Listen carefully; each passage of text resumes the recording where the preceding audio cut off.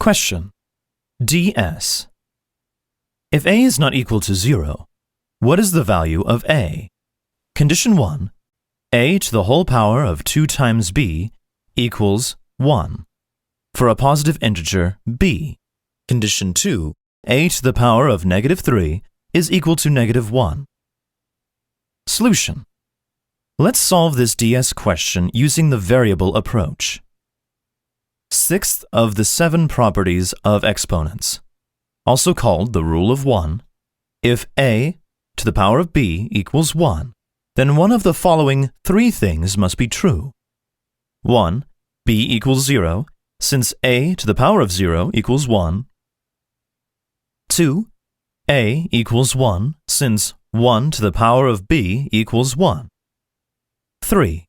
a equals -1, and b is even, since -1 whole to the power of 2 equals 1. Let's apply the 3 steps suggested previously. Follow the first step of the variable approach by modifying and rechecking the original condition and the question. We have to find the value of a. Follow the second and third steps. From the original condition, we have one variable, a, and no equation. To match the number of variables with the number of equations, we need one more equation.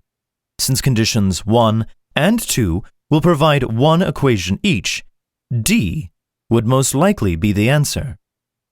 It is about 60% likely that D would be the answer, so on the actual exam, make sure to pick D. Recall 3 principles and choose D as the most likely answer. Let's take a look at each condition.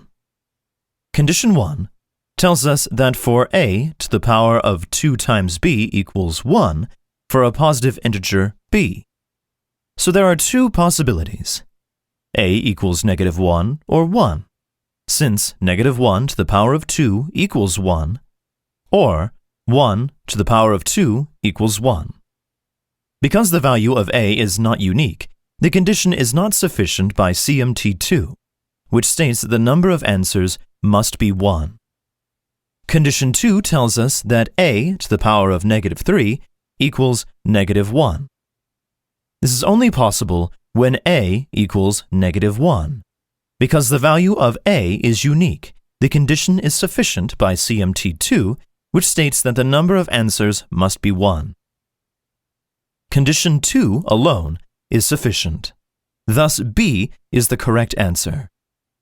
Although B is the correct answer on the actual GMAT, we should choose D as the answer because the original condition has one variable. Answer B.